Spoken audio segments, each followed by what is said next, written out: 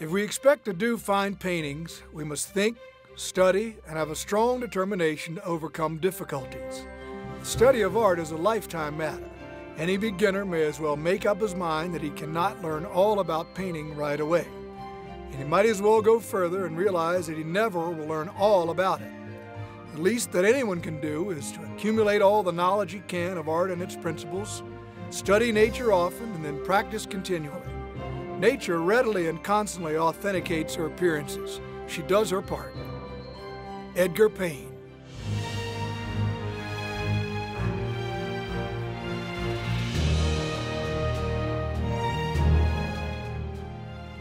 In the early 20th century, California Impressionist Edgar Payne became one of America's most significant painters.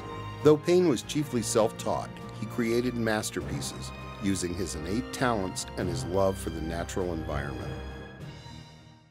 Payne was born in the Ozark Mountains of Missouri in 1883.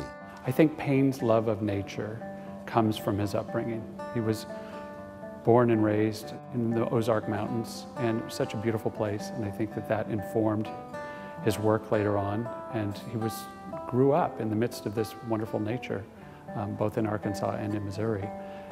And I think that that just continued to permeate his experience later on. I think Edgar Payne's childhood was a difficult one. The more I read, I think his father was a particularly difficult man. And there are a couple stories that he ran away from home early on because he wanted to get out of the house. I think there were moments that he enjoyed, but I think it was a hard childhood. There was many children. It was a sort of farm environment in the Ozark Mountains, and I think that he had a tough time, and he didn't get much support at all for his art. Payne, who had moved to Texas as a child, acquired an understanding of form and color early on. As a teenager, he worked with his father doing carpentry, house painting, and making signs. We learned recently that Edgar Payne's father was a carpenter, and in one of the early censuses, it lists Edgar as carpenter's apprentice, which when we found that, it was like a smoking gun, because it makes perfect sense that he would go on to design his own frames and build furniture and all these things that he did in addition to painting. Anxious to leave the building trades behind and to realize his ambition of becoming a fine artist. The pursuit of this goal led him to Houston and Dallas, where he painted scenery for theaters. Well, Edgar Payne began his career in meager circumstances, as you probably know. And Edgar Payne started out as a sign painter and then a scene painter. And obviously, this brought him to natural landscape.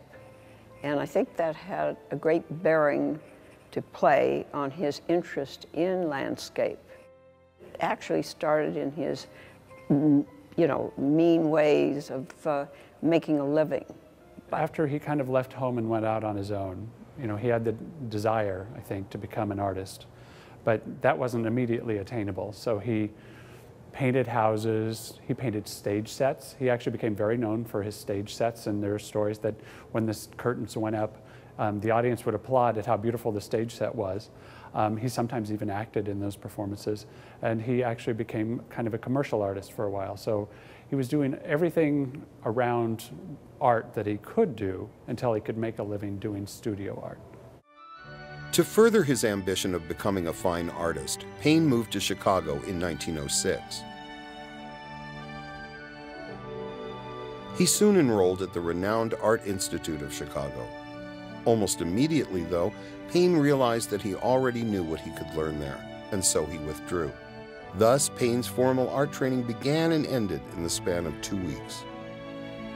Needing to make a living in Chicago, Payne picked up where he had left off in Texas, painting theatrical scenery and eventually murals. Momentously, Payne made his first visit to California in 1909. With the change in scenery he encountered on that trip, Payne began to paint vibrant, impressionistic landscapes. The following year, 1910, Payne's California paintings were already being exhibited in shows back home in Chicago. For the next several years, Payne returned to California annually. Well, Payne was a Chicago painter, and oddly enough, most of the artists that came to Southern California from the 1890s up to about the 1920s, they didn't come from New York, they came from Chicago. Chicago seems to be the source for our type of artists.